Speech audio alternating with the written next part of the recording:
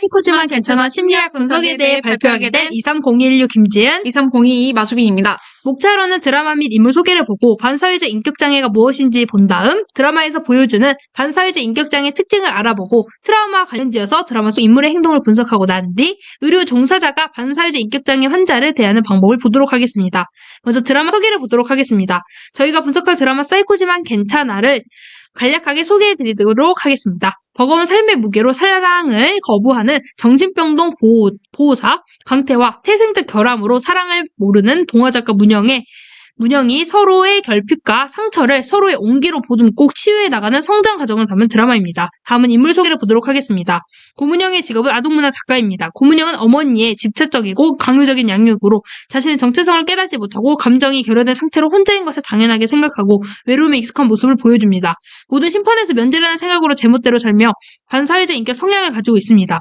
여기서 문영이가 반사회적 인격 장애를 진단받는 것은 아니지만 드라마에서 반사회적 인격 장애 환자들이 보이는 행동을 보여주고 있어서 장면을 들어 설명하도록 하겠습니다. 문강태의 직업은 정신병동 보호사입니다. 정신병동 환자와의 대치 상황에서 감정적으로 대하는 대신에 침착함을 유지하고 차분한 모습을 보여주는 유능한 정신병동 보호사입니다. 다음으로 반사회적 인격장애에 대해 설명해 드리도록 하겠습니다. 반사회적 인격장애는 인격장애 중 하나입니다. 여기서 인격장애란 자신이나 사회를 바라보는 시각이 보통 사람의 수준을 벗어나 편향된 상태를 보이는 것을 의미합니다. 반사회적 인격장애가 있는 사람은 자신이나 사회에 부정적인 영향을 끼치는데요. 사회적 규범에 공감하지 못하여 자신의 이득에 따라 쉽게 타인의 권리를 무시하고 침범합니다. 또한 자신의 잘못된 행동에 대해 죄책감이 없으며 그것이 잘못인지 공감하지 못합니다. 반사회적 인격장애는 반사회적 성격장애라고도 부르는데 예전에는 반사회적 인격장애를 정신병질자, 사이코패스, 사회병질자, 소시오패스라고 불렀습니다. 반사회적 인격장애의 진단기준인 DSM-5를 알아보도록 하겠습니다. 진단기준 첫 번째는 법적 행동과 관련된 사회적 규범을 따르지 못합니다. 두 번째는 자기 이익이나 쾌락을 위해 타인을 기만하는 사기성이 있습니다. 세 번째는 충동적이고 미리 계획을 세우지 못합니다. 네 번째는 신체적 싸움이나 폭력 등으로 나타나는 공격성이 있습니다. 다섯 번째는 자신 혹은 타인의 안전을 무시하는 무모함이 있습니다. 여섯 번째는 일정한 작업을 유지하지 못하거나 마땅히 해야 할 재정적 의무를 책임감 있게 이행하지 못하는 등의 지속적인 무책임성이 있습니다. 마지막으로 일곱 번째는 다른 사람을 해치거나 학대하거나 다른 사람의 것을 훔치는 것에 대해 아무렇지 않게 느끼거나 합리화하는 등 양심의 가책이 결여되어 있습니다.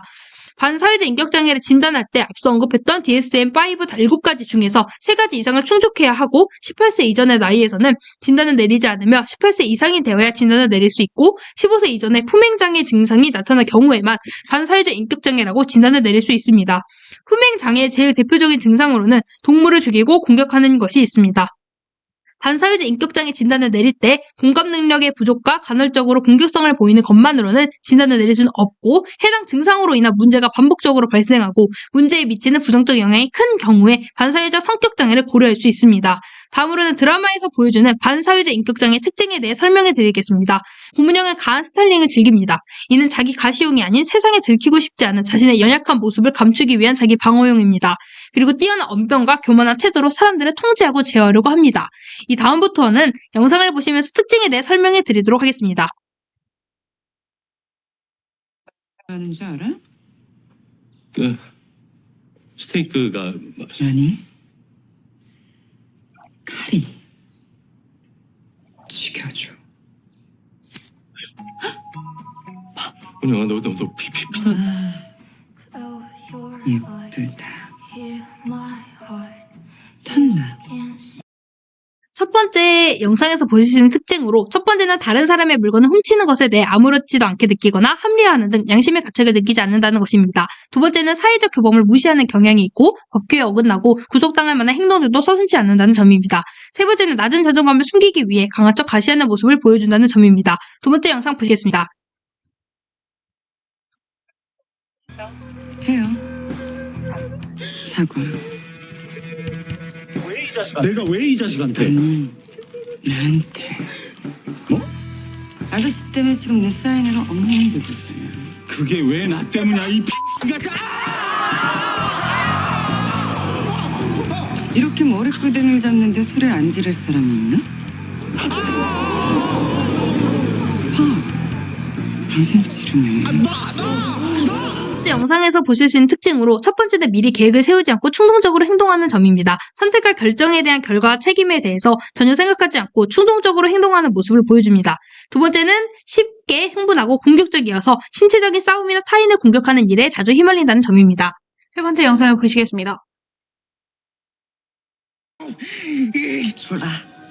더 세게 졸으라고 이 등신.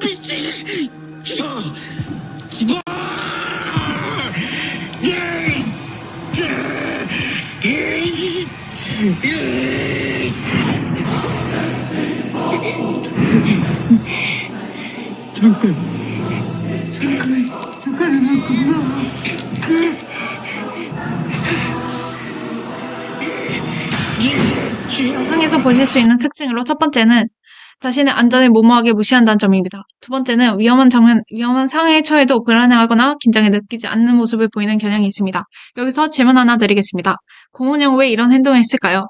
네, 바로 그 이유를 트라우마와 환경적인 요인 바탕으로 설명해 드리겠습니다. 문영이가 반사회적 인격 성향을 보이는 이유로 가장 큰 문제는 문영이의 가정 환경에서 부모님을 비롯한 양육자와의 애착이 형성되지 않았다는 점이라 할 수 있는데요. 문영이와 부모님의 관계 및 사건을 분석해보면 아버지가 자신을 죽이려 했던 과거의 트라우마로 인해 자신을 보호하기 위한 보호용으로 날카로운 칼을 가지고 있으려 하는 행동을 보이고 있다는 것을 알 수 있습니다. 그리고 문영이는 어머니의 권위적이고 관용적인 양육 방식을 반복적으로 받아왔는데요. 문영이에게 계속적으로 세뇌하듯이 말하는 장면을 통해서 어머니의 양육 방식은 자식을 자신의 소유물이자 작품으로 생각하였다는 것을 알 수 있습니다. 그렇기 때문에 문영이가 커가면서 자신의 정체성에 대한 혼란을 겪었으며 감정 교류가 없는 환경에서 자랐고 어린 시절 정서적, 신체적 학대를 받았다는 것입니다. 이로 인해 어머니에게 양육받았던 기억이 반복적으로 악몽으로 나타나는 트라우마로 나타났습니다. 다음으로는 병원에서 일하는 의료 종사자가 반사회적 인격장애 환자를 어떻게 대하는지 정신병동 보호자인 문강태를 통해 알려드리도록 하겠습니다. 그 전에 영상 한 보고 가시겠습니다. 심호흡해. 더 깊이. 뭐 하는 눈 감아.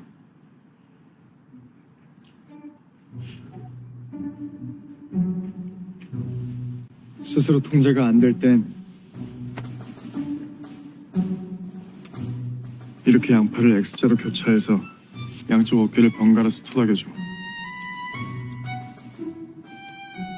이러면 격했던 감정이 좀 진정될 거야. 이게 뭔데? 나비포옹법.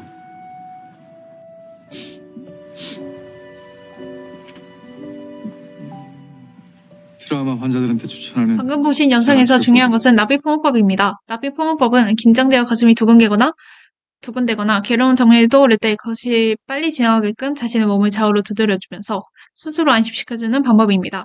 그리고 트라우마 시 자주 사용되는 치료법으로 그라운딩 기법이 있습니다. 그라운딩 기법은 힘든 일을 겪은 뒤 감정이 터질 것처럼 느껴질 때, 그리고 그 일에 관련된 생각이나 이미지가 계속 떠오를 때 멈출 수 없을 때 언제 어디서든 쓸 수 있는 간단한 방법들입니다. 그라운딩 기법 예시는 다음과 같습니다. 마지막으로 의료진이 환자를 대하는 법과 치료법을 설명해 드리도록 하겠습니다. 환자가 감정 조절이 안 되는 경우에는 의료진은 일단 심호흡을 권유드리고 약을 통해서 안정을 시킵니다. 경우에 따라서는 이완 훈련을 같이 해보자고 권유합니다. 여기서 이완 훈련은 긴장하거나 스트레스 받는 상황에서 심생 안정을 가져오고 평정심을 회복할 수 있도록 하기 위한 기법입니다. 이때 의료진은 환자와 사적인 관계를 맺어서는 안 됩니다. 그 이유는 심리상담 현장에서 반드시 지켜야 하는 근본 윤리 원칙으로 선을 행하고 해를 피할 것을 언급할 수 있는데요. 즉 내담자의 존엄을 보장하고 이들의 복리를 최우선하여 해가 되지 않는 방향으로 상담이나 치료가 제공되어야 한다는 것입니다. 치료법에 대해 설명해 드리겠습니다. 이와 같은 말이 있듯이 꾸준한 치료가 이루어져야 하는데요. 치료 시 환자가 어떻게 하여금 양심, 죄책감, 공감의 감정을 일으키도록 하는 것이 중요합니다. 만약 치료가 제대로 이루어지지 않는다면 미래의 이익이나 물질적 가치에 대해 초점을 맞추거나 범죄 행위를 했을 때 본인이 피해를 입을 수 있다는 점을 강조하는 방향의 치료가 효과적입니다. 반사회적 성격장애는 일반적으로 성격장애와 달리 약물치료가 단기적으로 효과를 보이는데요. 만약 정신약물을 사용할 때는 남용의 가능성을 염두에 둬야 하며 불안, 우울, 분노 등의 증상이 있을 때 사용해 볼 수 있습니다. 현재 영국에서 정신기반 치료 MBT라는 치료가 반사회적 인격장애의 치료에 쓰이고 있습니다. 정신화 기반 치료는 인격장애 환자의 정신 능력을 증가시켜서 조절에 영향을 미쳐 자살과 자해를 감소시키고 대인관계를 강화하는 목적을 가지고 행하는 치료입니다. 여기서 정신화는 심리학에서 겉으로 드러나는 행동을 기반으로 자신이나 타인의 정신 상태를 이해하는 능력을 말합니다. 이상으로 발표를 마치겠습니다. 지금까지 발표를 들어주셔서 감사합니다.